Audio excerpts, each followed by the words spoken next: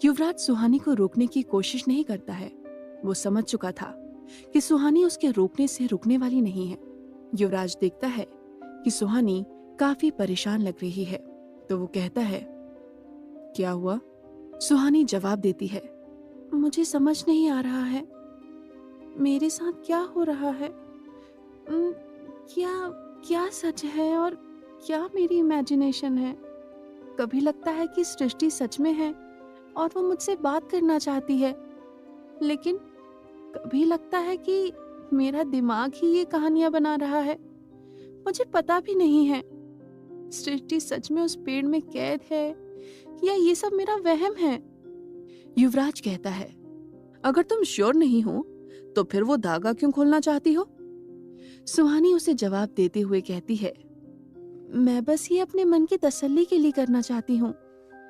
पिछले 1 महीने से रोज सृष्टि की आवाजें सुनती हूँ और वो मुझसे मदद मांगती है। अगर सृष्टि सच में है तो मैं उसकी मदद करना चाहती हूँ, और यदि ये मेरा वहम है तो मैं खुद को इससे आजाद करना चाहती हूँ। ये सुनकर युवराज फिर आगे कुछ नहीं कहता। कुछ ही देर में वो तीनों हॉस्टल पहुंच जाते हैं। हॉस्टल वाले निशा को अंदर ले जाते हैं।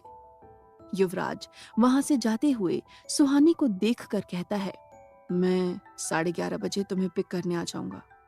जवाब में सुहानी अपना सिर हिला देती है और युवराज वहां से चला जाता है। कार में बैठने के बाद युवराज अपने मोबाइल से किसी को कॉल करता है और कहता है, सुहानी शर्मा, कल सुबह से पहले इस लड़की की नींद नहीं खुलनी चाहिए। ये कहकर युवराज कॉल कट कर देता है। 12 बजने में सिर्फ 10 मिनट बाकी थे। सुहानी अब तक कॉलेज नहीं पहुंची थी। युवराज उस बरगद के पेड़ के सामने था और उस लाल धागे को खोलने के लिए आगे बढ़ रहा था। तभी उसके कदम रुक जाते हैं और वो अपने सामने उस साए को हवा में देखता है। वो साया काले धुएं की तरह था, जिसका शेप किसी इंसान के जैसा था। उस घने अंधेरे के बीच वो साया बहुत भयानक दिख रहा था। उस साए से एक गुर्राती हुई आवाज आती है, तुम्हारी इतनी हिम्मत कि तुम मुझसे टकराने के बारे में सोचने लगे। युवराज अपना रास्ता बदल लेता है और तेजी से उस पेड़ की तरफ बढ़ता है, लेकिन वो काला साया फिर से पेड़ और युवराज के बीच आ जाता है। ये देखकर युवराज गुस्से से अपनी मुट्ठियां कस लेता है। उस साए से वही आवाज आती है, तुम कितनी भी कोशिश कर लो, इसे मुझसे नहीं बचा सकते। युवराज कहता है, तुमने इसे मार डाला, अब तो इसे आजाद कर दो। वो साया गुर्राते हुए कहता है, तुम जानते हो ऐसा नहीं हो सकता। उस साए के ऐसा कहते ही युवराज फिर से उस पेड़ की तरफ बढ़ने की कोशिश करता है, लेकिन तभी उसे एहसास होता है कि अब वो अपने कदम आगे नहीं बढ़ा पा रहा था। उसे ऐसा लग रहा था जैसे उसके पैर जमीन से चिपक गए हों। बहुत कोशिश करने पर भी वो अपनी जगह से हिल नहीं पा रहा था। तभी युवराज की बॉडी ऊपर उठने लगती है और वो लगभग 15 से 17 फीट ऊंचाई पर हवा में चला जाता है। वो साया युवराज के बिल्कुल पास आकर कहता है, क्या अब भी तुम उस लड़की की आत्मा को आजाद करना चाहते हो? युवराज जवाब देता है, हाँ, मैं उसे आजाद करके ही रहूंगा। युवराज के चेहरे पर डर के कोई भी भाव नहीं थे। ऐसा लग रहा था जैसे उसे अपनी जिंदगी की कोई परवाह ही नहीं हो। युवराज के ऐसा करते ही वो तेजी से जमीन पर गिर जाता है। उस साए ने युवराज को बहुत जोरों से नीचे पटक दिया था, लेकिन युवराज फौरन उठ जाता है और फिर से उस पेड़ की तरफ बढ़ने लगता है। युवराज की हिम्मत देखकर उस साए का गुस्सा और भी बढ़ जाता है। फिर आगे बढ़ते हुए युवराज जमीन पर गिर जाता है और वो साया युवराज को घसीटते हुए पुराने रोड के पास ले जाता है। युवराज के बहुत कोशिश करने के बाद भी वो साया उसे वहां से नहीं जाने देता और उलझाए रखता है। कभी वो युवराज को उठाकर पटक देता तो कभी उसके रास्ते में पेड़ गिराकर उसे रोक लेता। वो युवराज को बस कुछ समय तक वहीं रोक कर रखना चाहता था और यही करते हुए काफी समय बीत जाता है। वो साया एक बार फिर से युवराज को हवा में उठाकर दूर फेंक देता है तो युवराज एक बड़े पेड़ से टकराकर नीचे गिर जाता है। तभी युवराज के रिस्ट वॉच का अलार्म बजता है। वो अपनी घड़ी देखता है तो उसकी सांसें जैसे रुक सी जाती हैं। रात के 1 बज गए थे। तभी सामने से उस साए की आवाज आती है, वो वक्त जा चुका है जब तुम उसे आजाद कर सकते थे। अब ये रात 1 साल बाद आएगी। उस लड़की को आजाद करने के लिए 1 साल बाद फिर से कोशिश करना। ये कहकर वो साया हवा में ही गायब हो जाता है। उस साए के जाने के बाद युवराज गुस्से से जोर से चीखता है। उसके चीखने की आवाज पूरे जंगल में गूंज जाती है। इस वक्त उसे खुद पर बहुत गुस्सा आ रहा था क्योंकि वो सृष्टि की कोई मदद नहीं कर पाया था। अगली सुबह युवराज आंखों में गुस्सा और उदासी लिए उस पेड़ के सामने खड़ा था। उसकी नजरें झुकी हुई थीं और मन में सिर्फ दुख और पछतावा था। लेकिन आज वहां युवराज को कुछ अजीब सा लग रहा था। आज वो सृष्टि की मौजूदगी महसूस नहीं कर पा रहा था और ना ही उसे सृष्टि की कोई आवाज सुनाई दे रही थी। युवराज उस पेड़ को गौर से देखता है तो उसकी आंखें हैरानी से चौड़ी हो जाती हैं। उस पेड़ पर वो लाल धागा नहीं था। युवराज हैरानी से बोलता है, वो धागा कहाँ है? पेड़ पर धागा ना देखकर युवराज ये तो समझ जाता है कि सृष्टि अब मुक्त हो गई थी, लेकिन वो ये नहीं समझ पा रहा था कि कैसे। युवराज हैरानी से उस पेड़ को ही देख रहा था। तभी उसके पीछे से एक लड़की की आवाज सुनाई देती है, वो धागा कल रात मैंने खोला है। युवराज पीछे मुड़कर देखता है तो वहां सुहानी खड़ी थी। सुहानी को देखकर वो चौंक जाता है। सुहानी युवराज के पास आकर कहती है, युवराज सर, कल रात आप मुझे लेने क्यों नहीं आए? मैंने काफी टाइम तक आपका वेट किया। फिर जब आप नहीं आए तो मैंने खुद यहाँ आकर वो लाल धागा खोल दिया। युवराज इस वक्त इतना हैरान था कि कुछ कह नहीं पा रहा था।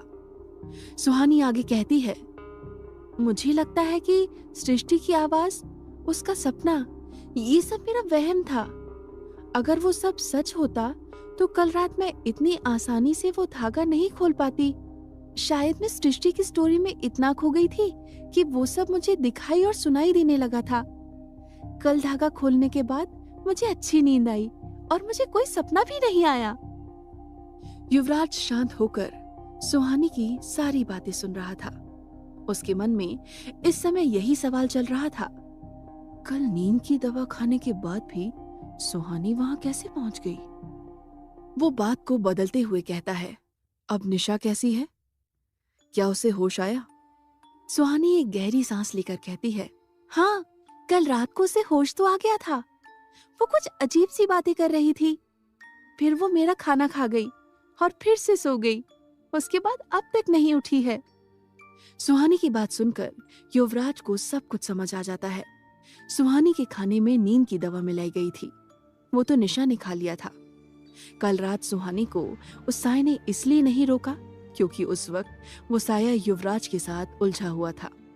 इसका मतलब उस साए ने सुहानी को धागा खोलते हुए देखा ही नहीं था और अब सुहानी को साए से कोई खतरा नहीं था। युवराज यही सोच रहा था। तभी सुहानी कहती है, युवराज सर, आपने बताया नहीं, कल रात आप मुझे लेने क्यों नहीं आए? युवराज होश में आता है और बहाना बनाते हुए कहता है, कल रात मैं सो गया था, आई एम सॉरी। सुहानी बस कहती है और वहां से चली जाती है। सुहानी को लग रहा था कि सृष्टि की आवाज उसका वहम था और युवराज उसकी ये गलतफहमी बनी रहने देना चाहता था। अगली सुबह सुहानी, निशा और विवेक कॉलेज कैंपस में खड़े होकर बातें कर रहे थे। तभी एक बड़ी सी ब्लैक कार वहां आकर रुकती है और पद्मिनी सिंघानिया उसमें से बाहर निकलती हैं। सभी की नजर उस पर चली जाती है। उस कार की दूसरी तरफ से लगभग 55 साल का एक आदमी बाहर निकलता है और वो दोनों कॉलेज के अंदर चले जाते हैं। उन्हें देखकर सुहानी कहती है, निशा, पद्मिनी सिंघानिया के साथ वो आदमी कौन था? निशा जवाब देती है, वो युवराज दीवान के डैड मिस्टर यशवंत दीवान हैं। वो और पद्मिनी हमारे कॉलेज के ओनर हैं। कुछ लोग तो ये भी कहते हैं कि मिस्टर यशवंत दीवान और पद्मिनी का अफेयर चल रहा है। सुहानी बस हैरानी से निशा की बातें सुन रही थी। तभी विवेक सुहानी से कहता है, सुहानी तुम्हें पता है मिस्टर यशवंत दीवान के बारे में एक बहुत फेमस स्टोरी है। सुहानी क्यूरियस होकर कहती है, कैसी स्टोरी?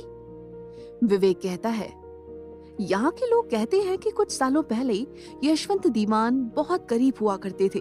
उन्हें विशिंग बेल से ये सब मिला है। सुहानी आंखें बड़ी कर कर कहती है, क्या सच में? विवेक जवाब देता है, हाँ, यहाँ के लोग तो यही कहते हैं। फिर सुहानी अगला सवाल करती है, और युवराज सर की मम्मी? विवेक कुछ सोचकर कहता है, उनकी मेंटल कंडीशन ठीक नहीं है, उनका ट्रीटमेंट चल रहा है। ये बातें चल ही रही थी, तभी एक स्टूडेंट भागते हुए कॉलेज कैंपस में आता है और बाकी स्टूडेंट से कहता है, कल रात पुराने रोड पर रोशन का मर्डर हो गया है। उस स्टूडेंट की बात सुनकर वहां खड़े सभी लोग शॉक्ड रह जाते हैं। निशा, सुहानी और विवेक भी उस स्टूडेंट की बात सुनकर हैरानी से एक दूसरे को देखने लगते हैं। निशा कहती है, कल फिर पुराने रोड पर मर्डर हुआ है।